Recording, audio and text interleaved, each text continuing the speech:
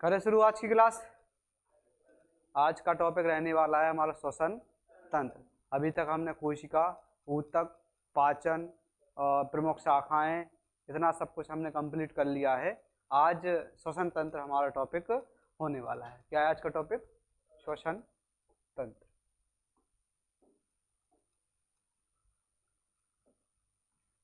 श्वसन तंत्र, सबसे पहले हम कोई भी चीज पढ़ रहे हैं तो पहले उसकी आखिर वो है क्या। जैसे पाचन तंत्र हमने पढ़ा था, तो पाचन तंत्र में हमने पढ़ा था पाचन की क्रिया कहलाती क्या है, पाचन क्यों आवश्यक है।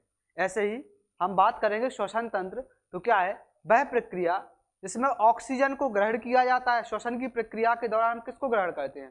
ऑक्सीजन को। हालांकि और भी अदर गैसेस को हम ग्रहण करते हैं, लेकिन जो मुख्य मेन उत्पाद, मेन प्रोडक्ट होता है वो क्या होता है? ऑक्सीजन। ऑक्सीजन को ग्रहण किया जाता है और कार्बन डाइऑक्साइड को बाहर निकाला जाता है। किस चीज को बाहर निकाला जाएगा?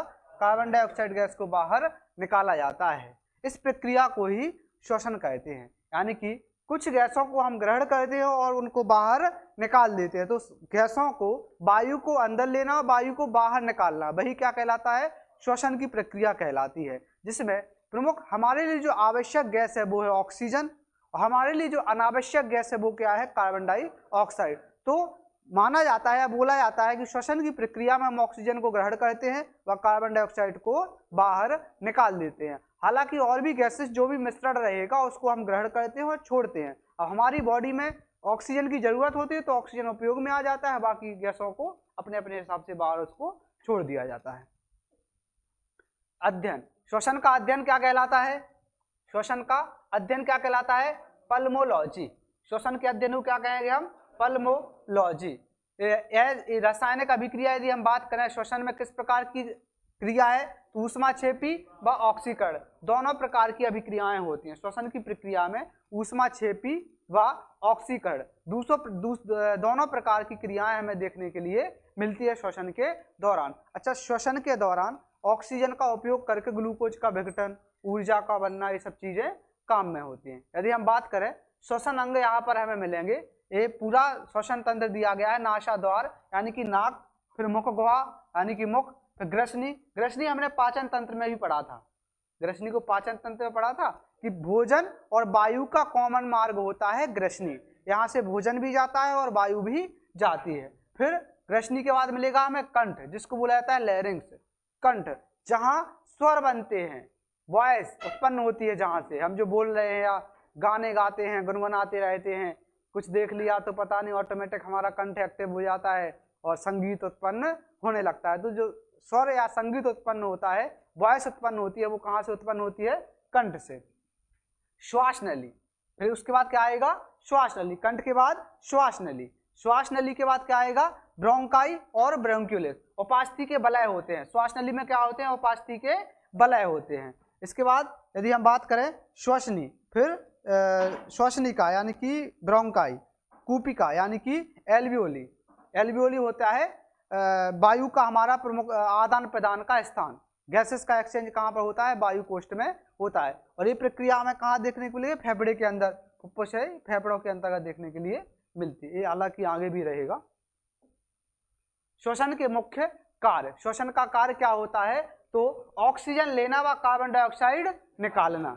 श्वसन की प्रक्रिया में हम ऑक्सीजन को लेते हैं, ऑक्सीजन को कैसे लिखते हैं?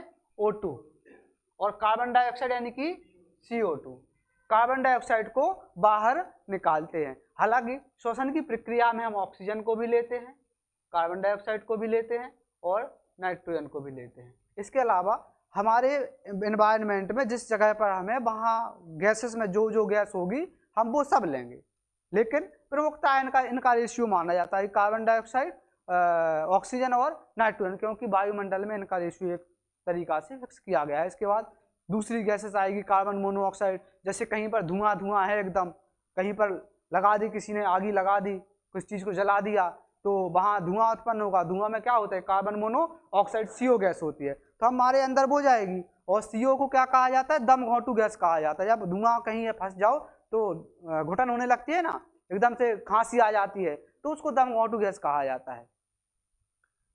ऊर्जा उत्पादन में सहायता करना, ऑक्सीजन क्या करेगा? ग्लूकोज को तोड़ेगा, ऊर्जा उत्पादन में सहायता करेगा? शरीर का तापमान संतुलन करना, वह शरीर के तापमान को भी संतुलित किए रहता है श्वसन की प्रक्रिया। जब व्यक्ति मृत हो जाता है, यानी कि मृत रहता है, जो मृत बॉडी रहती है, मृत शरीर रहता है, वो कैसा, गर्म होता है कि ठंडा?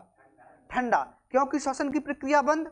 जब श्वसन की प्रक्रिया बंद तो क्या हो जाएगा, उसमें ऊर्जा नहीं बनेगी, तापमान कैसा हो जाएगा, बिल्कुल उसका डाउन, कम हो जाएगा, तो ठंडा शरीर पड़ने लगता है। देखा होगा ना, कोई बीमार होता है, कुछ होता है, तो भैया उसके हाथ पैर को घिसते रहते हैं, गर्म करते रहते हैं, देखते हैं ठंडा तो नहीं पड़ रहा है शरीर। क्यों? क्योंकि यदि शरीर ठंडा पड़ रहा है मतलब श्वसन की प्रक्रिया कम हो रही है, जो आपकी इंटरनल यानी कि आंतरिक क्रिया है वो कम हो रही है, ऊर्जा उत्पादन नहीं हो रही है। उससे क्या होगा, आपका तापमान शरीर का ऑटोमेटिक कम होता जाएगा, शरीर ठंडा पड़ता जाएगा, और मृत शरीर जो रहता है वो कैसा हो जाता है, ठंडा हो जाता है, वह भारी हो जाता है। भारी क्यों हो जाता है, क्योंकि उस पर वायुमंडलीय दाब फिर पूरा लगने लगता है, उसका रक्त दाब फिर शून्य हो जाता है, इस कारण से वह भारी हो जाता है। श्वसन तंत्र के मुख्य अंग, ये इस डायग्राम में जो हमने पढ़े थे वही इधर पूरे लिखे हुए हैं। श्वसन तंत्र के प्रमुख अंग, नासिका, नोज, नाक, इसके बाद कंठ नहीं, इसके बाद ग्रसनी, हालांकि मुख गुहा आएगा, नासिका, नासिका के बाद मुख गुहा, फिर ग्रसनी, मुख गुहा और जो नासिका द्वार होता है उस वहां से ज्वाइंट होता है ग्रसनी का, फिर ग्रसनी से कंठ, कंठ से श्वास नली यानी कि ट्रेकिया, श्वसनी या ब्रोंकाई या उसको ब्रोंक्यूल्स भी बोला जाता है, ब्रोंकाई या ब्रोंक्यूल, फेफड़े, ये सब कहाँ होते हैं, फेफड़ों के अंतर्गत होते हैं। फिर एल्वियोली यानी कि वायु कोष्ठ, एल्वियोली यानी कि वायु कोष्ठ, ये पूरे श्वसन अंग होते हैं। यहाँ से इन अंगों का अनुसरण करते हुए वायु गैसेस हमारी बॉडी में पहुंचती है, इन सब अंगों का अनुसरण करते हुए गैसेस फेफड़ों तक पहुंचती है और वापस एल्वियोली फेफड़े से इन्हीं का अनुसरण करते हुए बाहर आती है। जिस मार्ग से भैया हम जाएंगे उसी मार्ग से वापस आएंगे, ऐसा नहीं है, इंसान थोड़ी है, इंसान के अंदर की प्रक्रिया है, इंसान जाएगा इस रास्ते से, आएगा दूसरे रास्ते से, है ना। ये देखो दीपान, वहां कहीं जाएगा तो जाएगा इस वाली रास्ते से, लौट के आएगा उस वाली रास्ते से, क्योंकि पूरा गांव जो नापना है एक काम से एक काम के बहाने पूरा गांव भी तो नापना है कि, तो यहाँ लेकिन वही होगा, इसमें नहीं होगा कि श्वसन की प्रक्रिया हम नाक ग्रसनी और वहाँ से करेंगे और क्या बोलेंगे आमाशय से होते हुए गैस को बाहर निकाल देंगे, वायु को बाहर, ऐसा नहीं होगा। आमाशय में भोजन वाला काम चलेगा और श्वसन वाली प्रक्रिया इन्हीं अंगों के माध्यम से देखने के लिए मिलती है। ए वही नासा द्वार, नाक, मुख गुहा, ग्रसनी, कंठ, श्वास नली, श्वसनी यानी कि ब्रोंका ब्रोंक्यूल्स, श्वसनिका, ब्रोंकाई, ब्रोंक्यूल्स, श्वसनी और श्वसनिका यानी ब्रोंकाई और ब्रोंक्यूल्स, कूपिका यानी कि वायु कोष्ठ, इसी को बुलाया जाता है एल्वियोली, कूपिका वायु कोष्ठ एल्वियोली। इन्हीं कूपिका वायु कोष्ठ होते हैं जो छाते जैसी संरचना होती है, छिद्र, मधुमक्खी का छत्ता होता है जैसा, उसी प्रकार की संरचना जो देख रहे हो कूपिकाएं, मधुमक्खी का छत्ता होता है ना जैसे, तो उन्हें करोड़ों की संख्या में पाए जाते हैं कूपिकाएं, लाखों की संख्या में पाए जाते हैं। इसमें क्या होगा, गैसेस आएगी, यहाँ गैस आ जाएगी, यहाँ रक्त आएगा, रक्त यहाँ से रक्त में ऑक्सीजन घुलेगा, आगे जाएगा, पूरी शरीर में बांटेगा, वहाँ से कार्बन डाइऑक्साइड वापस लेगा और कूपिकाओं को देगा, तो रेशियो के माध्यम से बाहर निकल जाता है। अच्छा, जितनी गैस हमने ऑक्सीजन को ग्रहण किया, कार्बन डाइऑक्साइड को ग्रहण किया, नाइट्रोजन को ग्रहण किया, 3 गैसेस का हम प्राय अनुपात होता है। अब इन्हीं गैसों को हमने ग्रहण किया तो इन्हीं गैसों को हम बाहर निकालेंगे, कार्बन डाइऑक्साइड, ऑक्सीजन और नाइट्रोजन, बस उनका अनुपात बदल जाएगा।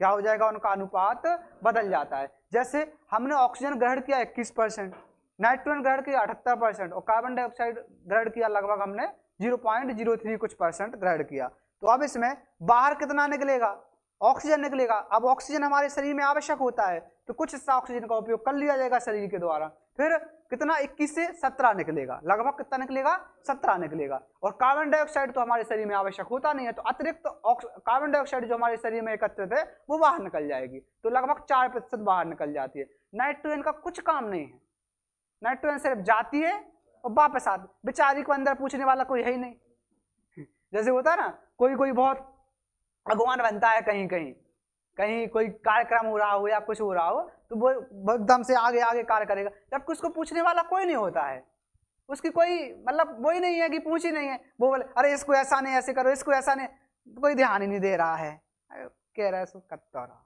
ऐसे होते हैं नाइट्रोजन, हमारे शरीर में नाइट्रोजन कोई काम नहीं है, कोई यूज ही नहीं है, बस वायुमंडल में है उसका रेशियो, तो वो रेशियो हमारे शरीर के अंदर जाता है। अब अंदर जाएगा और 78% जाएगा, 78% वापस आ जाएगा, इसका कोई उपयोग नहीं होता है। तो जैसे गया वैसे क्या हो जाता है, बाहर निकल आता है। तो इसको यदि हम लिखना चाहें तो लिख भी सकते हैं, ऑक्सीजन, कार्बन डाइऑक्साइड और नाइट्रोजन। इनहेलेशन में कितना लेते हैं हम, लगभग 21%, 0.03% और 78%। ये क्या है, इनहेलेशन में, जब हम सांस को अंदर लेते हैं, जब हम क्या लेते हैं, सांस को अंदर लेते हैं। जब हम बाहर निकालेंगे, जब बाहर निकालेंगे तो रेशियो क्या हो जाएगा, लगभग 17% और लगभग 4% और 78%। कुछ पॉइंट में चला जाता है, पूरा 100% का रेशियो होता है, वो तो 100% टोटल होता है। तो आप इसको 4 की जगह 5 से ऐसा भी कर सकते हैं, तो लगभग वो ये रेशियो होता है। तो जब ग्रहण करेंगे तो ऑक्सीजन की मात्रा ज्यादा होगी, जब बाहर निकालेंगे तो ऑक्सीजन की मात्रा कम और कार्बन डाइऑक्साइड की मात्रा ज्यादा होगी। अच्छा, इधर आगे आएगा डायफ्राम, इसको याद रखना। क्या है, डायफ्राम, जो कहाँ होता है, आपकी वक्ष गुहा के नीचे।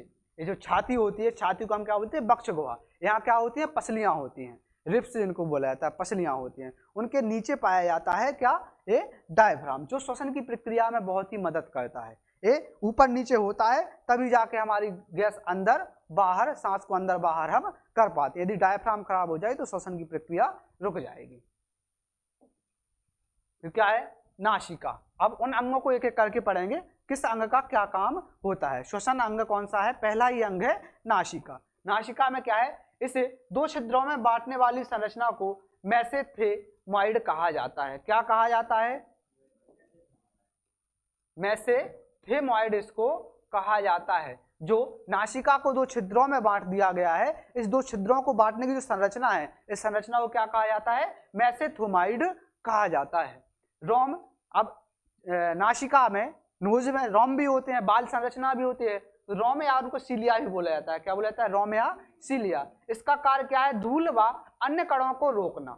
जो वायुमंडल से हमने गैस को अंदर लिया श्वसन की, तो वायुमंडल में धूल कण या अन्य डस्ट वगैरह अन्य कण भी है, तो उनको रोकने का प्रथम कार्य किसका होता है, इन्हीं रोम का। नासिका छिद्र में जो रोम जैसी संरचना पाई जाती है, उस रोम का। इसमें एक म्यूकस चिपचिपा पदार्थ भी पाया जाता है, अंदर की ओर म्यूकस चिपचिपा पदार्थ ही पाया जाता है, जिसका काम क्या होता है, बचे कुचे धूल कण को चिपका लेना, अपने में रोक लेना, ताकि फेफड़े तक डस्ट वगैरह ना पहुंचे, फेफड़ों तक डस्ट वगैरह ना पहुंचे।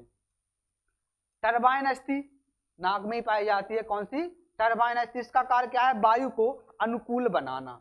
वायु को कैसा बनाना, अनुकूल बनाना। वही मतलब कि जो भी एक्स्ट्रा चीजें रहेंगी, धूल कण रहेगा, जो भी रहेगा उनको रोकना, बाकी फेफड़ों तक अच्छे से अच्छे स्वच्छ साफ वायु, फेफड़ों के अनुकूल वायु पहुंचे। तो ये कहाँ होती है प्रक्रिया, नाक के अंदर प्रक्रिया हमें देखने के लिए मिलती है। ये इसका देखो लगा, नाक की संरचना, नासिका सेप्टम, नासिका छिद्र, ये सब चीजें यहाँ पर दी गई है। नासिका उसी का और है, क्या है, सिनिडेरियन झिल्ली। नासिका में क्या है, एक सिनिडेरियन झिल्ली। इसका कार्य क्या है, गंध महसूस करना, या इसी को बोला जाता है ऑल्फैक्टरी लोब। क्या बोला जाता है इसको, ऑल्फैक्टरी लोब। ये क्या काम करते हैं, इससे हमें किसी चीज की सुगंध का अनुभव कहाँ से, नाक से ही होता ना, कि कानों से है। जब जुकाम हो जाता है तो बोलते किसी सुगंध नहीं आ रही है, महसूस ही नहीं कर पा रहे हैं। क्यों, क्योंकि उस समय ऑल्फैक्टरी लोब जो होता है वहां पर मलगम जम जाता है, तो वो कम सेंस कर पाता है। तो सुगंध का एहसास, सुगंध महसूस करने के लिए हमारी नाक है, और नाक में क्या है, ऑल्फैक्टरी लोब, या उसी को क्या बोलेंगे हम, सिनिडेरियन झिल्ली के नाम से जाना जाता है। ताकि हमें जो भी आसपास की चीज, अरे यार आज तो बगल वाला की तो मस्त तड़का लग रहा है, रसगुल्ला बनना है, जलेबी है, का है, हाँ, मतलब जो भी चीजें हैं, तो किसके माध्यम से पता चलता है, नाक के माध्यम से। नाक में क्या, ऑल्फैक्टरी लोब होता है। यदि ये डिस्टर्ब हो जाए तो फिर हमें सुगंध का एहसास नहीं होगा। सिलिडेरियन झिल्ली को ही क्या बोला जाता है, ऑल्फैक्टरी लोब के नाम से जाना जाता है। नासिका में सीलिया तथा म्यूकस, क्या है, सीलिया तथा म्यूकस पाए जाते हैं, जो क्या काम करते हैं, चिपचिपा पदार्थ होता है, जो भी धूल कण वगैरह डस्ट वगैरह रहेगी उनको अपने में चिपका लेता है, ताकि फेफड़े हमारे अनुकूल, फेफड़ों तक अनुकूल वायु पहुंचे। नहीं तो ऐसे तो फेफड़े जाएंगे, वहाँ डस्ट जमती जाएगी, फिर तमाम प्रकार की बीमारी उत्पन्न हो जाएंगी फेफड़ों से संबंधित। ये क्या है? ग्रसनी। नासिका के बाद क्या आएगा? मुख गुहा, उसके बाद जो होता है क्या होगा? ग्रसनी। अब मुख गुहा के बारे में हालांकि हम पाचन तंत्र में पूरा पढ़ के आए हैं, इसलिए यहाँ इसको डिस्क्राइब नहीं किया है। इसके बाद क्या है? ग्रसनी। इसमें भोजन और वायु का कॉमन मार्ग होता है। यहाँ पर ना तो किसी प्रकार से पाचन होता है, ना किसी प्रकार से वायु के लिए कुछ होता है। नासिका को श्वास नली से जोड़ने का काम होता है। नासिका को श्वास नली से कौन जोड़ता है? ग्रसनी। और मुख गुहा को ग्रास नली से कौन जोड़ता है? ग्रसनी। मुख गुहा को ग्रास नली से भी कौन जोड़ता है? पाचन तंत्र के संदर्भ में देखेंगे तो ग्रसनी। भोजन व वायु दोनों का कॉमन मार्ग है। दोनों के लिए मार्ग प्रदान करता है कौन? ग्रसनी। भोजन के लिए भी और वायु के लिए भी। ये बिल्कुल क्या बोलेंगे इसको, जो बीच का वो रहता, मतलब है जैसे शादी संबंध कराने वाला बसीट होता है ना, बसीट ऐसे ही इसको भी पाचन और श्वसन के लिए बसीट बोलेंगे। जाओ भाई तुम भी जाओ और तुम भी जाओ, दोनों के लिए मार्ग प्रदान करता है। यहाँ एपेंगलोटिस बॉल पाया जाता है, ये हमने अभी बताया था। क्या पाया जाता है इसमें? एपेंगलोटिस बॉल पाया जाता है, जो कहाँ होता है? ग्रसनी, श्वास नली और ग्रास नली। इधर है, इधर जैसे ग्रसनी आएगी, इधर ये श्वास नली होगी, इधर ये ग्रास नली होगी, तो इधर पाया जाएगा एक ढक्कन जैसी संरचना, ताकि क्या हो? वायु आए तो ग्रास नली को बंद कर ले, ताकि वायु कहाँ जाए? श्वास नली में जाए। और जब भोजन आएगा तो श्वास नली को बंद कर लेगा। कहाँ जाएगा भोजन? ग्रास नली में जाएगा। तो एपेंगलोटिस का काम क्या होता है? वायु को श्वास नली में व भोजन को ग्रास नली में भेजना। जब वायु आएगी तो वो ग्रास नली पर गिर जाएगा, और जब भोजन आएगा तो बस श्वास नली पर ढक्कन लग जाएगा, तो भोजन उधर और वायु इधर पहुंच जाती है। और इस एपेंगलोटिस का नियंत्रण जिसके पास होता है? मस्तिष्क के मेडुला ऑब्लांगेटा के पास इसका नियंत्रण होता है एपेंगलोटिस का, जो भोजन को श्वास नली में जाने से रोकता है। क्या काम होता है? भोजन को श्वास नली और वायु को ग्रास नली में जाने से रोकता है एपेंगलोटिस। एपेंगलोटिस की संरचना कहाँ पाई जाती है? ग्रसनी के अंतिम छोर पर, श्वास नली और ग्रास नली के प्रारंभिक छोर पर इसका स्थान पाया जाता है एपेंगलोटिस का। कंठ। इसके बाद क्या है? कंठ यानी कि लैरिंक्स। कंठ यानी कि लैरिंक्स, यहीं पर हमारे स्वर ताल सब उत्पन्न होते हैं। हमें तो खुश होगा, हमें देखो, हमें तो हो सकता गाने सुना दे वही वाला सुना दे जो वहां गाते हो नहीं सुना है? आवाज उत्पन्न करता है। ये क्या करता है? आवाज उत्पन्न। जो अभी मेरी भी आवाज आ रही है तो वो किसके माध्यम से? कंठ लैरिंक्स के माध्यम से ही आ रही है। इसका निर्माण 9 उपास्थियों से होता है। उपास्थियों के इसमें बलय होते हैं, उपास्थियों के इसमें छल्ले होते हैं। उपास्थियों के क्या होते हैं? इसमें छल्ले होते हैं। पहले वाला जो डायग्राम था उसमें लिखा हुआ था बलय, तो इसमें उपास्थियों क्या होते हैं? बलय या छल्ले होते हैं। मानव का स्वर यंत्र यानी कि साउंड बॉक्स भी इसको कहा जाता है। कंठ को क्या कहा जाता है? मानव का स्वर यंत्र यानी कि साउंड बॉक्स कहा जाता है, क्योंकि साउंड उत्पन्न भी कहाँ से होना है? यहीं से होना है। पुरुषों में उभरी हुई संरचना एडम्स एप्पल कहलाती है। पुरुषों में यहाँ पर उभरी हुई संरचना जो होती है उसको क्या बोलते हैं? हम एडम्स एप्पल के नाम से जाना जाता है। एडम्स एप्पल इसको कहा जाता है। बाकी एक चित्र में देख रहे होंगे, ये लैरिंक्स है यानी कि कंठ है आपका, स्वर तंत्र भी उसको बोलते हैं। एपेंगलोटिस पाया जाता है ताकि वो भोजन को और वायु का नियंत्रण कर सके। वोकल कार्ड भी यहीं पाया जाता है, कोई चीज की नहीं है। ट्रेकिया, इसके बाद कहा आएगा ट्रेकिया यानी कि श्वास नली। यहां तक क्लियर? सब वायु का मार्ग क्या है? नासिका, नासिका के बाद ग्रसनी, ग्रसनी के बाद कंठ। तो नासिका में किस प्रकार से क्या हुआ? भोजन क्या बोलेंगे? वायु का फिल्ट्रेशन हुआ रोम के माध्यम से, चिपचिपा पदार्थ रोक लेगा। उसके बाद ऑल्फैक्टरी लोब मिला, फिर ग्रसनी मिला, ग्रसनी के बाद कंठ मिला। कंठ को क्या कहा जाता है? वॉइस बॉक्स कहा जाता है, यहीं से साउंड उत्पन्न होता है। श्वास नली, अब क्या है? श्वास नली। श्वास नली यानी कि ट्रेकिया इसको इंग्लिश में बोला जाता है। वायु को फेफड़ों तक ले जाती है। श्वास नली का काम क्या है? अब यहां से वायु फेफड़ों तक जाएगी तो किसके माध्यम से आएगी?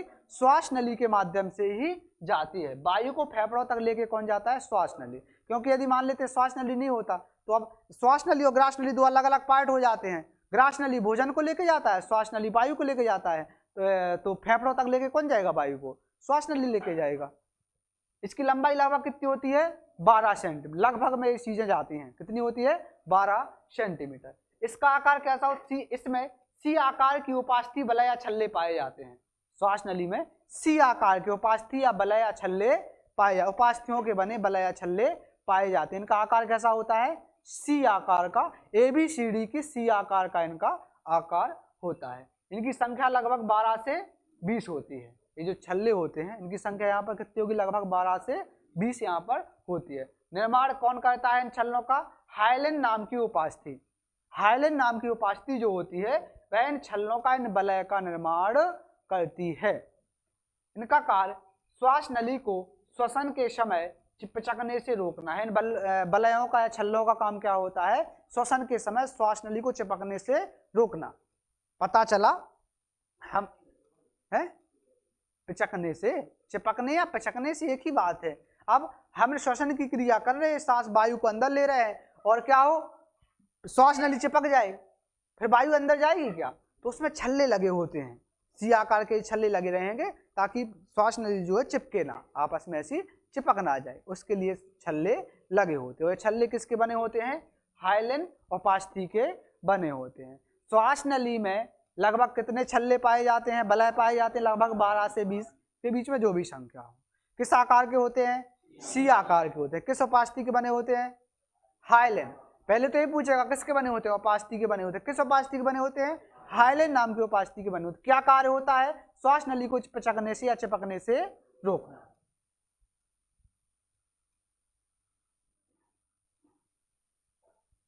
श्वसनी, श्वास नली के बाद क्या आएगा? श्वसनी यानी कि ब्रोंकाई। क्या है? ब्रोंकाई। इसका काम क्या है? श्वास नली लगभग, श्वास नली में दो बट जाएगा, ये अब श्वसनी बट जाएगा, दोनों फेफड़ों की ओर बट जाएगा। शाखाएं एक एक फेफड़े में प्रवेश करती हैं। ब्रोंकाई की संख्या 2। कितने फेफड़े होते हैं? 2, 4, 3, 1, 2 सब में? पक्का? किसी को डाउट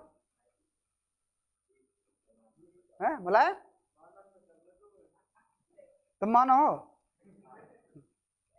तो कितने फेफड़े पाए जाते हैं मानव में? 2 फेफड़े पाए जाते हैं। तो दोनों फेफड़ों में एक एक शाखा, ब्रोंकाई की एक एक शाखा दोनों फेफड़ों में चली जाएगी। यहाँ से ब्रोंकाई एक फेफड़े में इधर, दूसरे फेफड़े में इधर। देखो देखो, यहाँ से आई ट्रेकिया, इस श्वास नली, ये जो बलय दिख रहे होंगे, देखो ये बलय हो गए, छल्ले हो गए। फिर यहाँ से एक फेफड़ा, इधर एक दूसरा फेफड़ा, तो एक इधर और दूसरी इधर, ब्रोंकाई दोनों फेफड़ों में एक एक चली गई। अब इसके बाद क्या होगा? फेफड़े। हालांकि ब्रोंकाई के बाद क्या होता है? ब्रोंक्यूल्स होता है। ब्रोंकाई के बाद क्या होता है? ब्रोंक्यूल्स होता है, ये लिखा हुआ है। ब्रोंकाई के बाद क्या होता है? ब्रोंक्यूल्स।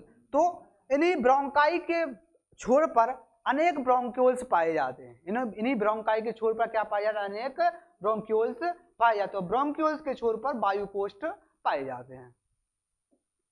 फेफड़े। श्वसन का मुख्य अंग कौन सा है? फेफड़े ही है। श्वसन का मुख्य अंग कौन सा होता है? फेफड़े ही होते हैं। यदि फेफड़े नहीं होते तो कुछ और होता, क्योंकि भगवान ने बनाया है, फेफड़े नहीं होते तो कुछ और होता। श्वसन का मुख्य अंग, हाँ, लेकिन अभी फेफड़े नहीं होंगे तो फिर कुछ नहीं होगा। यदि देखा है फेफड़े नहीं होंगे तो फिर समस्या हो जाएगी। इनकी संख्या कितनी होती है? 2 होती है। दायां फेफड़ा, इसमें 3 खंड होते हैं। दायां फेफड़ा, अच्छा दायां इधर होगा कि इधर? हम मुझे बताओ, जिस पेन में हाथ लिए वो क्या है? दायां, यानी कि दायां फेफड़ा और बायां फेफड़ा। तो दाएं फेफड़े में कितने खंड होते हैं? 3 खंड, 3 हिस्सों में, 3 खंडों में बटा होता है। और बाएं फेफड़े में 2 खंड होते हैं। इसका वजन लगभग कितना होता है? 1300 ग्राम, लगभग 1300 ग्राम, यानी कि 1.3 kg लगभग इसका फेफड़ों का वजन होता है। और रंग कैसा होता है?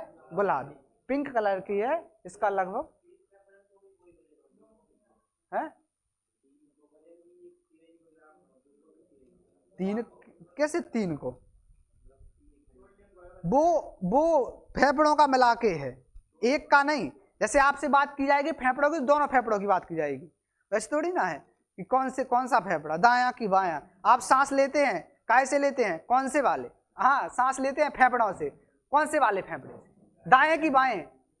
दाएं से लेते हैं, हाँ लेते हैं। बाएं से, हाँ लेते हैं। सांस लेने दाएं से भी लेने और बाएं से भी लेने, ये वो कहानी थोड़ी है कि फेफड़े हैं दोनों फेफड़ों के संयुक्त रूप से चलेगा। ठीक है ना, लगभग 1300 ग्राम वजन होता है। दाएं फेफड़े और बाएं फेफड़े के भाग याद रखो, दाएं फेफड़े में 3 खंड होते हैं और बाएं फेफड़े में 2 खंड यहाँ पर हमें देखने के लिए मिलते हैं। चित्र में है क्या, प्लूरा, इसकी ब्रोंक्यूल्स, इसमें कुछ याद, ये क्या है, वायु कोष्ठ। ये जो दिख रहे हैं आपको संरचना, ये क्या है, वायु कोष्ठ, एल्वियोली, वायु कोष्ठ या एल्वियोली इसको कहा जाता है, जो फेफड़ों के अंदर है। ब्रोंकाई, ब्रोंक्यूल्स और ब्रोंक्यूल्स के बाद वायु कोष्ठ में देखने के लिए मिलते हुए। सभी पूरी संरचना कहाँ है, फेफड़ों के अंदर होती है। फेफड़े, फेफड़ों में लाखों एल्वियोली पाई जाती है, लाखों की संख्या में एल्वियोली यानी कि कूपिका या वायु कोष्ठ, इसी को क्या बोलेंगे हम, कूपिका, ऐसे को क्या बोलेंगे, वायु कोष्ठ, कूपिका या वायु कोष्ठ। लाखों की संख्या में कूपिका या वायु कोष्ठ पाए जाते हैं, क्योंकि अब इन्हीं वायु कोष्ठ में, जैसे आपने संरचना देखी, यहाँ वायु आएगी, वायु इन गुब्बारों में जो संरचना होती है, छिद्रनुमा संरचना होती है, उनमें जाके फंस जाएगी। अब यहाँ रक्त आएगा, और रक्त में क्या होता है, एक छोटी सी कहानी बताता हूँ। रक्त में क्या होता है, हीमोग्लोबिन, रक्त में एक वर्णक होता है हीमोग्लोबिन, जिसका सबसे पसंदीदा मित्र होता है, 2 मित्र होते हैं उसके, एक ऑक्सीजन, एक कार्बन मोनोऑक्साइड। हीमोग्लोबिन रक्त में पाया जाता है, उसमें हीमोग्लोबिन के 2 मित्र होते हैं, एक ऑक्सीजन और एक कार्बन मोनोऑक्साइड। अब एक मित्र, एक बेस्ट फ्रेंड होता है, एक नॉर्मल फ्रेंड होता है, तो इसका बेस्ट फ्रेंड है कार्बन मोनोऑक्साइड। और कार्बन मोनोऑक्साइड को क्या कहा जाता है, दम घोंटू गैस। तो अब फेफड़ों में यदि ऑक्सीजन आया तो रक्त आएगा, और रक्त किसको पकड़ के ले जाएगा, ऑक्सीजन को, और किसको दे देगा, पूरे शरीर में बांट देगा जहां जहां ऑक्सीजन की आवश्यकता है, क्योंकि उसका काम है भाई अपने मित्र के पास आएगा, मित्र को लेगा, पूरे बांट देगा जहां जहां आवश्यक है। वहां से कार्बन डाइऑक्साइड पकड़ेगा शरीर से और वापस लाके छोड़ देगा कूपिकाओं पे, लाओ इसको बाहर छोड़ दो, कार्बन डाइऑक्साइड को बाहर निकालना है। लेकिन कभी गलती से हम ऐसे एरिया में जहां बहुत ज्यादा धुआं उत्पन्न हो रहा हो, और धुएं में होती है कार्बन मोनोऑक्साइड, तो रक्त आएगा, हमने तो सांस ली, फेफड़े यानी कि वायु कोष्ठ पे क्या पहुंचेगी, कार्बन मोनोऑक्साइड पहुंचेगी। अब कार्बन, रक्त आएगा, रक्त की तो वही कहानी यार, रक्त खुश हो जाएगा, अरे भाई मेरा परम मित्र मिल गया, अभी तो उसको मित्र मिलता था, अब क्या मिलेगा, परम मित्र, और जल्दी से पकड़ेगा, पूरी बॉडी में बांट देगा, क्योंकि उसका काम तो भाई अब लेना, पकड़ना, बांटना, वापस लाना, ये सब करना। अब पूरी बॉडी में कार्बन मोनोऑक्साइड बांट देगा। ऑक्सीजन की क्या होगी फिर, कमी। जब ऑक्सीजन की कमी होगी तो चक्कर आएगा, बेहोशी, धुएं हुए में ऐसा हो जाता है ना, चक्कर आते, खांसी आते, बेहोश हो जाते हैं लोग बाग, तो कार्बन मोनोऑक्साइड की वजह से। और किस कारण, क्योंकि रक्त उसका बेस्ट फ्रेंड होता है, वो पूरे शरीर में उसको बांट देता है। तो गैसों का आदान प्रदान कहां से होता है, वायु कोष्ठ से। कहां से होगा, वायु कोष्ठ से गैसों का आदान प्रदान हमें देखने के लिए मिलता है। बोला है, क्या टेंशन है, पहुंचे कछू तो आवरण, यानी फेफड़ों के बाहर जो आवरण होता है उसको प्लूरल बोला जाता है। कहा कि कैसी मैंने, प्लूरल मेम्ब्रेन या फुस्फुस झिल्ली, प्लूरा झिल्ली या फुफ्फुस झिल्ली इसको बोला जाता है, जिसमें प्लूरल द्रव भरा होता है। क्या भरा रहता है, उसकी झिल्ली, फेफड़ों की झिल्ली को क्या बोला जाता है, प्लूरल मेम्ब्रेन। उसमें कौन सा द्रव, प्लूरल या प्लूरा द्रव इसमें भरा हुआ रहता है फेफड़ों की झिल्ली में, क्योंकि फेफड़े के ऊपर आवरण होगा, उस आवरण को प्लूरल झिल्ली बोलेंगे, उसमें द्रव लिक्विड भरा होगा, उसको प्लूरल या प्लूरा द्रव बोलेंगे। एल्वियोली यानी कि वायु कोष्ठ, एल्वियोली यानी कि वायु कोष्ठ। गैसों का वास्तविक आदान प्रदान कहां पर होता है, वायु कोष्ठ में ही होता है। पूरी कहानी इसकी बता चुका हूं। गैसों का आदान प्रदान कहां होता है, वायु कोष्ठ में होना है। पतली दीवार की इसमें केशिकाओं से घिरी संरचना होती है, पतली दीवार जो है केशिकाओं से घिरी संरचना होती है, जो आप देख रहे हैं, घिरी संरचना, केशिकाओं से घिरी संरचना होती है। श्वसन क्रियात्मक, श्वसन की क्रियात्मक इकाई, क्रियात्मक इकाई बहुत पूछा जाता है हर चीज की। जैसे मानव शरीर की क्रियात्मक इकाई क्या है, कोशिका, ऐसी श्वसन की क्रियात्मक इकाई क्या है, वायु कोष्ठ या कूपिका या ब्रोंक्यूल, सॉरी क्या बोलेंगे, एल्वियोली। इनकी संख्या लगभग कितनी, 60 से 70 करोड़, 60 से 70 बहुत कूपिकाएं पाई जाती हैं। वायु आएगी वो होगा, सब चीजें ऐसी प्रक्रिया इसमें चलती रहती है। ब्रोंक्यूल्स पूरी क्या है, कोशिकाएं लगभग 60 से 70 करोड़ की संख्या में लगभग पाई जाती है। संख्या अनुमानन होती है, लगभग लगभग में संख्या चलती है। आगे क्या है, श्वसन की क्रिया। अब श्वसन की क्रिया दो प्रकार से होती है, एक सांस को लेना, एक सांस को छोड़ना। ये सब सिर्फ लेना सीखा है, छोड़ना नहीं सीखो तो क्रिया बदल जाएगी। ये हमारे उसमें नहीं है, हमें लेना भी पड़ेगा और देना भी पड़ेगा, क्योंकि ये नेचुरल चीज है। तो सांस को अंदर लेना यानी कि इनहेलेशन, और सांस को बाहर छोड़ना यानी कि एक्सहेलेशन। एक होता है निश्वसन और निहि श्वसन, निश्वसन और निहि श्वसन। इसको बोलेंगे निश्वसन, इसको बोलेंगे निहि श्वसन। डायफ्राम इसमें क्या होगा, जब सांस अंदर लेंगे हम, ग्रहण करेंगे, तो डायफ्राम नीचे होता है। मैंने डायफ्राम बताया था वहां पर, डायफ्राम है, जब हम सांस अंदर लेंगे डायफ्राम कहाँ होगा, नीचे होगा, और छाती फैलती है। सांस लेंगे तो डायफ्राम नीचे होगा, छाती फैलेगी। क्यों, क्योंकि कूपिकाओं में हवा भरेगी, हवा भरेगी फेफड़ों में, तो छाती ऑटोमेटिक फूलेगी और वायु अंदर जाती है। जब हम सांस को ग्रहण करते हैं, अंदर लेते हैं, तो डायफ्राम कहाँ होता, कैसा होता है, नीचे दबता है। छाती कैसी होती है, बाहर निकलती है यानी कि फूलती है। और जब हम सांस को बाहर छोड़ेंगे, एक्सहेलेशन करेंगे, डायफ्राम कहाँ उठेगा, ऊपर। और डायफ्राम ऊपर उठने के कारण ही वायु बाहर आती है। डायफ्राम धकेलेगा तो फेफड़े वायु को बाहर निकालेंगे, तो डायफ्राम ऊपर होगा और छाती सिकुड़ेगी। छाती कैसे हुई, सिकुड़ेगी। क्यों सिकुड़ेगी, क्योंकि वायु अब बाहर निकल रही है और वायु बाहर निकल जाती है। ये प्रक्रिया याद रखना, जब सांस को अंदर लेते हो डायफ्राम कहाँ जाता है, नीचे, छाती बाहर। जब सांस को बाहर छोड़ते हो डायफ्राम ऊपर, छाती अंदर सिकुड़ती है। ये सांस लेना और सांस बाहर छोड़ना। ऑक्सीश्वसन। अब श्वसन के प्रकार, श्वसन दो प्रकार से होता है, एक ऑक्सी श्वसन, एक अनॉक्सी श्वसन। एक ऑक्सी श्वसन, दूसरा अनॉक्सी श्वसन। ऑक्सी श्वसन कहाँ होगा, ऑक्सीजन की उपस्थिति में, यानी कि जैसी श्वसन जो ऑक्सीजन की उपस्थिति में हो उसे ऑक्सी श्वसन, और ऐसी श्वसन प्रक्रिया जो ऑक्सीजन की अनुपस्थिति में हो उसे अनॉक्सी श्वसन या अवायवीय श्वसन उसको कहा जाता है। ऑक्सी श्वसन को वायवीय श्वसन भी कहा जाता है। ऑक्सी श्वसन, एरोबिक भी इसको बोलते हैं, ऑक्सीजन की उपस्थिति में होता है। ऑक्सीजन किसकी उपस्थिति में होगा, ऑक्सीजन की उपस्थिति में होगा। इसकी रिएक्शन क्या होती है, ग्लूकोज C6H12O6 प्लस 6O2, क्या बनेगा यहाँ पर, कार्बन डाइऑक्साइड, जल और ऊर्जा। कार्बन डाइऑक्साइड, जल और ऊर्जा बनेगी। तो कार्बन डाइऑक्साइड, जल और जो ऊर्जा बनती है किसके विघटन से बनती है, ग्लूकोज के विघटन से बनती है। ग्लूकोज हम खाते पीते हैं, सब्जियों के माध्यम से, फलों के माध्यम से, तमाम प्रकार की चीजों से ग्लूकोज हम खाते हैं। तो अब ग्लूकोज हमारी बॉडी में रहेगा, श्वसन की क्रिया के माध्यम से ऑक्सीजन लेंगे, ग्लूकोज टूटेगा। ग्लूकोज काय में टूटता है, कार्बन डाइऑक्साइड, जल और ऊर्जा। अब यहाँ से क्वेश्चन कैसे पूछ सकता है, यहाँ से पूरा डीप से डीप पूछेगा, चाहे आपका एग्जाम हो चाहे कोई हाई लेवल का एग्जाम हो, कोई भी हो, यदि डीप से डीप पूछे, क्या पूछेगा, श्वसन की प्रक्रिया में ग्लूकोज को तोड़ने के लिए कितने ऑक्सीजन अणुओं की आवश्यकता होती है, ऑक्सीजन के साथ कितनी संख्या है, 6। तो कितने ऑक्सीजन अणु, 6 ऑक्सीजन अणुओं की आवश्यकता ग्लूकोज को तोड़ने के लिए श्वसन की प्रक्रिया में होती है। फिर बोलेगा श्वसन की प्रक्रिया के दौरान ग्लूकोज का टूटता है तो किन किन चीजों में टूटता है, कार्बन डाइऑक्साइड, जल और ऊर्जा। कार्बन डाइऑक्साइड बनती है, जल बनता है और ऊर्जा बनती है। कार्बन डाइऑक्साइड के कितने अणु, 6 अणु, जल के कितने अणु, 6 अणु, और प्लस में ऊर्जा यहाँ हमें प्राप्त होती है श्वसन की प्रक्रिया के दौरान। इसमें अंतिम उत्पाद क्या होता है, कार्बन डाइऑक्साइड और जल। श्वसन की प्रक्रिया का अंतिम उत्पाद क्या होता है, कार्बन डाइऑक्साइड और जल। ऊर्जा की मात्रा लगभग कितनी होती है, 686 किलो कैलोरी।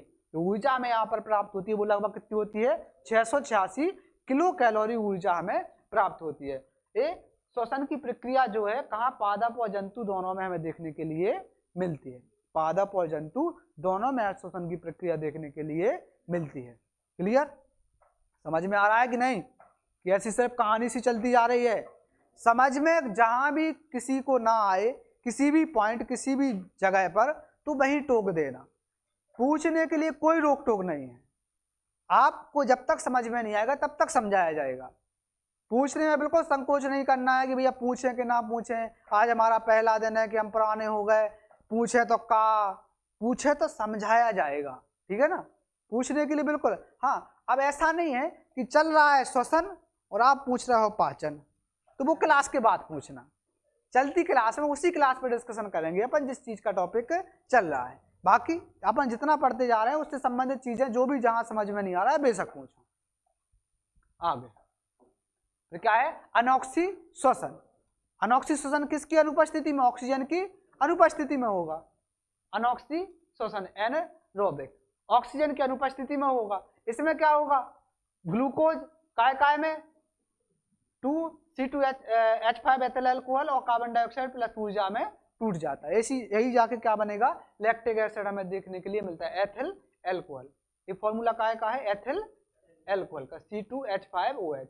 ये क्या है, एथिल अल्कोहल।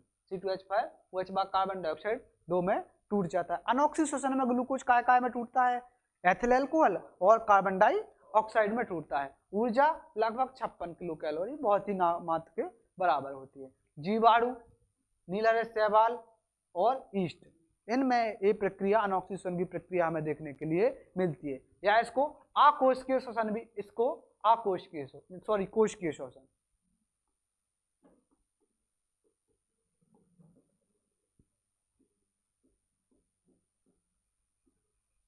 कोशिका में होता है, ऑक्सीजन की अनुपस्थिति में हमें देखने के लिए मिलता है। और ऑक्सीजन कहाँ होता है, माइटोकॉन्ड्रिया में। ऑक्सीजन कहाँ होता है, माइटोकॉन्ड्रिया में, जिसके बाद 38 एटीपी हमें ऊर्जा प्राप्त होती है। कोशिकीय श्वसन के 2 प्रकार होते हैं।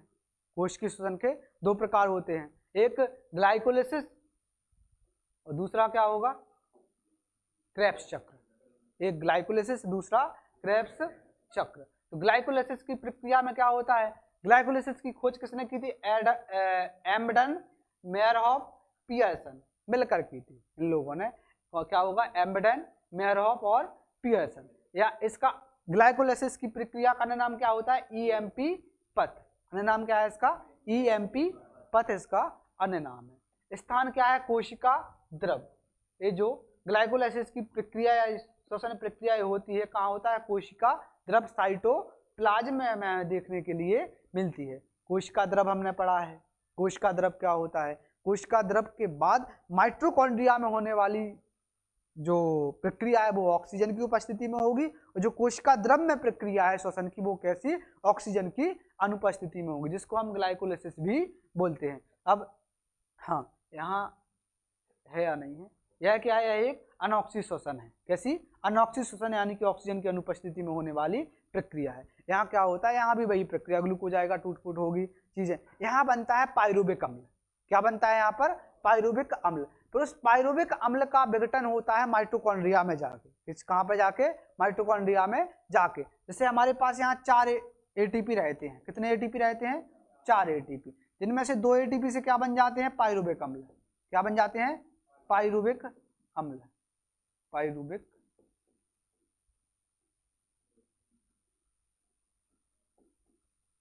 और 2 ATP यहाँ पर बच जाते हैं। 2 ATP यहाँ पर बच जाते हैं, यानी कि इनकी बचत हो जाती है। फिर जो एक पाइरुविक अम्ल है वो 2 ATP के बराबर होता है। अब ये 2 पाइरुविक अम्ल कहाँ जाएंगे, माइटोकॉन्ड्रिया में जाएंगे। माइटोकॉन्ड्रिया में इनका क्रेब्स चक्र चलेगा। क्रेब्स चक्र के दौरान तोड़फोड़ होगी। 18 दूनी 36, कितने ATP, 36 ATP। 2 ATP यहाँ पर बच गए थे, ये भी साथ साथ जाएंगे, तो 18 36 और 2 38। माइटोकॉन्ड्रिया के बाद हमें 38 ATP ऊर्जा हमें प्राप्त होती है। ये हम पाचन तंत्र में ही पढ़ के आए। पाइरुविक अम्ल उत्पाद क्या होता है इनका, पाइरुविक अम्ल। इधर पाइरुविक ही लिखा था मैंने किया, साहब कुछ और लिख दिया हो। तो कभी कभी ऐसा हो जाए दिमाग में कुछ और चलता, बोल कुछ और होते, लिख कुछ और देते। यहाँ ऊर्जा कैसे, 2 ATP अणु बच जाती है। 2 ATP का यहाँ पर हमें प्रॉफिट होता है, लाभ होता है। यह है ऑक्सी व अनॉक्सी दोनों जीवों के लिए अनिवार्य घटक है। ये ऑक्सी व अनॉक्सी जो जीव होते हैं, दोनों जीवों के लिए अनिवार्य घटक होती है ग्लाइकोलिसिस की प्रक्रिया, क्योंकि तो कोशिका में होने वाली प्रक्रिया है। क्रेब्स चक्र, क्रेब्स साइकिल या TCA साइकिल, इसको TCA साइकिल के नाम से या क्रेब्स साइकिल के नाम से भी जाना है। TCA का फुल फॉर्म क्या है, ट्राई कार्बोक्सिलिक एसिड। TCA का फुल फॉर्म क्या है, ट्राई कार्बोक्सिलिक एसिड। इसकी खोज किसने की, हैंस क्रेब्स ने। किसने की, हैंस क्रेब्स ने की। स्थान क्या है इसका, माइटोकॉन्ड्रिया के मैट्रिक्स में। क्रेब्स चक्र कहाँ चलते हैं, माइटोकॉन्ड्रिया के जो द्रव होता है या मैट्रिक्स होता है, द्रव को मैट्रिक्स बोला जाता है, मैट्रिक्स में चलने वाली प्रक्रिया है। और इस माइटोकॉन्ड्रिया के आंतरिक संरचना को क्या कहते हैं, क्रिस्टी। उसमें चक्र चलने वाला, जो चक्र चलता है उसको बोलते हैं हम क्रेब्स चक्र। इस क्रेब्स चक्र के दौरान कितने ATP की ऊर्जा मिलती है, 36 ATP। क्रेब्स चक्र से मिलती है 36 ATP।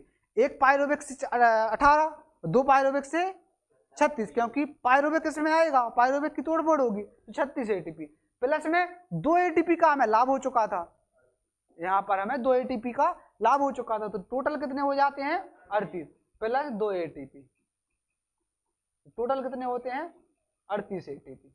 माइटोकॉन्ड्रिया के बाद हमें जो ऊर्जा प्राप्त होती है वो 38 एटीपी के रूप में प्राप्त होती है। वो एटीपी को क्या कहा जाता है, ऊर्जा करेंसी। ऑक्सीश्वसन वाले जीवों में कुल 38 एटीपी लिखा है, कुल 38 एटीपी अणु का निर्माण होता है, 36 इसके द्वारा, 2 वहां पर बचत हो जाते हैं, टोटल कितने हो जाते हैं 38 एटीपी।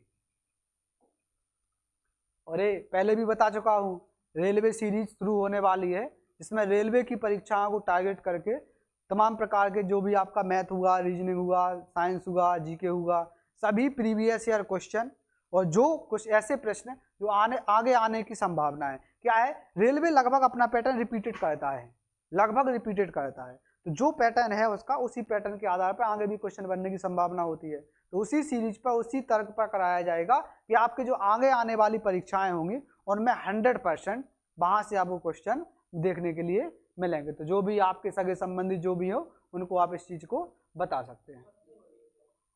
ये लगभग 15 या 16 तारीख से शुरू हो जाएगा, 15 या 16 तारीख से शुरू हो जाएगा। ये यूट्यूब पर रिकॉर्डेड रहेगा, प्लस में रीजनिंग और जो साइंस रहेगा इसका दोनों प्रकार से आप ले सकते हैं आनंद, यानी कि क्लास में बैठ के भी इसको पढ़ सकते हैं, यूट्यूब पर भी पढ़ सकते हैं, दोनों जगह इसको पढ़ सकते हैं। बाकी जीके और मैथ का तो अभी आपको रिकॉर्डेड ही रहेगा। हाँ, सिर्फ रीजनिंग और साइंस की, यदि आप रीजनिंग और साइंस की रेलवे सीरीज में ऐड हो रहे हैं तो उसकी मात्र सिर्फ 300 रुपये, बाकी का नहीं रहेगा, सिर्फ उसका दोनों का रहेगा 300 रुपये। आगे श्वसन से संबंधित महत्वपूर्ण तथ्य, गैस विनिमय, गैसों का आदान प्रदान कहां पर होता है, एल्वियोली यानी कि वायु कोष्ठ में, कूपिका, चाहे कूपिका बोलो, चाहे वायु कोष्ठ बोलो, चाहे एल्वियोली बोलो। स्वर यंत्र क्या कहलाता है, स्वर यंत्र कंठ, कंठ को ही स्वर यंत्र या साउंड बॉक्स के नाम से जाना जाता है। क्या नाम, अभिषेक बनगो टीओ, बचपन में जब हम लोग स्कूल पढ़ते थे तब चलता था टीओ, चॉकलेट, वो हाथ माथ बना देते ना, भाई तुम पेंटिंग सी तो कर रहे हैं, मोबाइल नंबर याद कर रहे को कैसे हाथ पे लिख लिख के, अबे तक मोबाइल नंबर याद नहीं कह पा। आगे सबसे बड़ा श्वसन अंग क्या है, फेफड़ा, सबसे बड़ा श्वसन अंग क्या है, फेफड़ा। श्वसन की इकाई क्या है, एल्वियोली, वायु कोष्ठ। श्वसन एंजाइम क्या है, कार्बोनिक एनहाइड्रेज, ये कोई मतलब नहीं है इसका, मत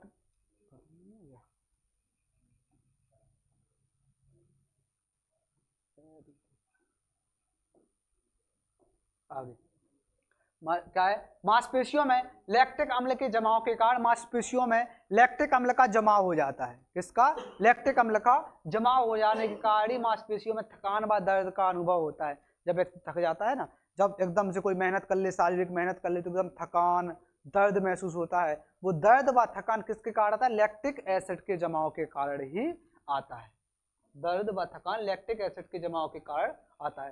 शराब निर्माण में उपयोगी ईस्ट या जो कवक है वह ब्रीवरेज ईस्ट है। शराब निर्माण में जो ईस्ट, जो कवक का प्रयोग किया जाता है, शराब कैसे बनती है, सड़ा गला के बनती है ना, तो उसमें ईस्ट का प्रयोग किया जाता है, कवक का होता है, कवक ईस्ट का प्रयोग किया जाता है। कौन सा ईस्ट होता है, ब्रीवरेज ईस्ट नाम का एक कवक यहाँ पर हमें देखने के लिए होता है। एल्कोहल निर्माण में एंजाइम कौन सा होता है, जाइमेज एंजाइम, एंजाइम कौन सा, जाइमेज एंजाइम यहाँ पर प्रयोग होता है। दूध से दही निर्माण में उपयोगी जीवाणु कौन सा, लैक्टोबैसिलस, दूध को दही कन्वर्ट हो जाता है वो कौन सा जीवाणु कहता है, लैक्टोबैसिलस नाम का जीवाणु होता है, उस जीवाणु के द्वारा दूध को दही में कन्वर्ट या बदल दिया जाता है। अच्छा, दूध का दही में बदलना किस प्रकार की प्रक्रिया है, रासायनिक की भौतिक, कैसी, रासायनिक, ये रासायनिक परिवर्तन है, ऐसा परिवर्तन जो अपने ऐसी चीजें बदलाओ यानी कि जो पहले की स्थिति में ना आ पाए, दही क्या दूध बन पाएगा? तो वो कैसा होगा? रासायनिक परिवर्तन। दूध से दही बनाने वाला एंजाइम रेनिन, पाचन की प्रक्रिया में पढ़ के आए। इस रेनिन की प्रचुरता किसमें होती है ज्यादा? बच्चों में। रेनिन की प्रचुरता बच्चों में ज्यादा होती है। पादपों में गैसों का आदान प्रदान व बाष्पोत्सर्जन, गैसों का आदान प्रदान व बाष्पोत्सर्जन जो पत्तियों में रंध्र स्टोमेटा होते हैं, छोटे छोटे छिद्र होते हैं, उन्हीं छिद्रों के द्वारा, रंध्र के द्वारा, स्टोमेटा के द्वारा वायु का आदान प्रदान व बाष्पोत्सर्जन की प्रक्रिया की जाती है। मानव में श्वसन की प्रक्रिया मेडुला ऑब्लांगेटा से प्रारंभ माइटोकॉन्ड्रिया में संपन्न होती है। ये पॉइंट नहीं है। श्वसन की प्रक्रिया मेडुला ऑब्लांगेटा से कहाँ से? तो मस्तिष्क का हिस्सा है। माइटोकॉन्ड्रिया में संपन्न कहाँ होगी? माइटोकॉन्ड्रिया में संपन्न तो हम बोल सकते हैं उसका क्रेब्स चक्र के दौरान ऊर्जा का जो मेडुला ऑब्लांगेटा नियंत्रित करता है। एक काय को, उसको एपिग्लोटिस को नियंत्रित करता है। ये नहीं बोल सकते हैं कि यहाँ से शुरू होती है, या फिर इस सेंस में बोल सकते हैं इसको कि ये जो श्वसन की प्रक्रिया है वो प्रमुखता हम श्वास नली से समझेंगे। और श्वास नली के ऊपर क्या होता है? एपिग्लोटिस। एपिग्लोटिस का नियंत्रण कौन करता है? मेडुला। लेकिन क्लियर इसको ऐसा स्पष्ट नहीं बोल सकते हैं। वो जो पॉइंट है वो बता दिए, पूरे क्लियर है। ये उसका मेडुला ऑब्लांगेटा एपिग्लोटिस का नियंत्रण करता है और वहां से फिर श्वसन की प्रक्रिया प्रारंभ होती है। विभिन्न जीव जंतुओं के प्रमुख अंग कितना है? हो जाएगा क्या आज? नहीं हो पाएगा, इतने रहने देते हैं आज के लिए। और बाकी का कल तो संडे है तो कल छुट्टी रहेगी, मंडे को इसको खत्म कर लेंगे। क्या हो गया समझ? और बाकी ये चीजों को पाचन वाले टॉपिक की जब हमने प्रैक्टिस करी थी तब समझ में आया था किसने कितना पढ़ा है। यदि समझ में नहीं आ रहा है आपको तो आप एक बार नहीं, आप 10 बार पूछे, 1000 बार पूछे, हम आपको समझाएंगे। यदि हम नहीं समझाएंगे तब आप बोल सकते हैं कि भैया आपने समझाया ही नहीं, हमें आज कैसे होगा। लेकिन आप जब तक पूछेंगे नहीं तब तक मैं कैसे आपको समझा पाऊंगा कि हाँ आपको समझ में आ रहा। थोड़ा बहुत तो समझ में आता है देख के कि हाँ भैया आपको समझ में आया कि नहीं है, तभी जाके मैं बार बार बोल देता हूँ भैया पूछना। उसके बाद भी यदि आप नहीं बोलोगे कि आपको समझ में आया कि नहीं आया तो फिर थोड़ा मुश्किल हो जाएगा। समझ में नहीं आएगा, एक बार नहीं 1000 बार पूछना, उस चीज को आपको जरूर बताया जाएगा। ये जो वीडियोज वगैरह है ये भी आप जाके देख लिया करो। कहाँ मिलेगी आपको? जो भी नए बच्चे हैं, MG classes Prithvipur YouTube channel है, यहाँ आपको वीडियो मिल जाएगी। आज की वीडियो, इसके पहले की वीडियो है, हर एक चीज मिलेगी। MG classes official Telegram channel है, सर्च करना है इस नाम से टेलीग्राम पर, यूट्यूब पर, तो आपको यहाँ पर जो भी आज पढ़ाया गया है उस चीज की PDF एजाइट, जो जितना यहाँ पर जैसे पेन चलाया है, जो भी लिखा है एजाइट वहाँ पर PDF में मिल जाएगा। और जो जो यहाँ बोला है वो एजाइट आपको यूट्यूब पर वीडियो में मिल जाएगा। बाकी MG classes official Instagram channel और ये व्हाट्सएप चैनल, आप सभी MG क्लासेस के जो भी नेटवर्क हैं, सोशल मीडिया प्लेटफॉर्म्स हैं, सबको जाके ऐड करें, ज्वाइन करें। बाकी अग्निवीर बनने का यानी कि आर्मी में जाने का सपना लेकर ही आप लोग यहाँ आए हैं। ऐसा तो नहीं है कोई कि जो बस टाइम पास के लिए आया है, ऐसा तो कोई नहीं होगा। तो अग्निवीर का सपना यदि देखा है तो उसको पूरा भी करना है। तो यदि कुछ चीज सोच ली है करने की तो जब तक मत रोको जब तक उसको पूरा नहीं कर लो, या तो सोचो नहीं, और यदि सोच लिया है तो उसको अपने प्रयास पूरा करो, आपकी तरफ से कोई कमी नहीं होनी चाहिए। बाकी फिर क्या हो रहा है आगे वो बात की चीज है, लेकिन आपके साइड से किसी प्रकार से कोई कमी नहीं छूटनी चाहिए कि आपने किसी प्रकार से कोई लापरवाही करी है। अपना आप 100% दीजिए, बाकी चीजें जरूर सफलता की ओर लेके जाएंगी आपको और सफल जरूर बनाएंगे। फिर एक दिन आप भी ऐसे ही, जैसे कभी कोई मैराथन चल रही हो या क्लास चल रही हो, तो आप भी वर्दी पहन के आइएगा, हम भी आपका स्वागत करने के लिए खड़े रहेंगे, है कि नहीं? सबको जोश जुनून है कि नहीं है? तेज के बोलने का मतलब नहीं है अपने अंदर तेज बोलो, अपने अंदर ही आवाज उत्पन्न करके रखो कि हाँ ऐसा नहीं है समय है 2 बजे का, आप आ रहा है और 2:30 बजे है। जोश आता है, जुनून आता है 5-10 मिनट 1-2 घंटे के लिए, फिर भूल जाते हो, घर पे पता नहीं क्या होता है ऐसा। तो वो जुनून को बराबर बनाए रखो, जुनून को यदि बनाए रखोगे, जो गए हैं, जो पहुंच गए हैं वहां वर्दी पहन के खड़े हुए हैं, उनसे एक बार पूछो, उनका भी देखो पीछे का कि उनने भी कितना स्ट्रगल किया होगा, उनने भी कितनी मेहनत की है। ऐसे ही बिना मेहनत का कुछ नहीं मिलता है, ठीक है ना। चलिए बाकी अगली क्लास रहेगी।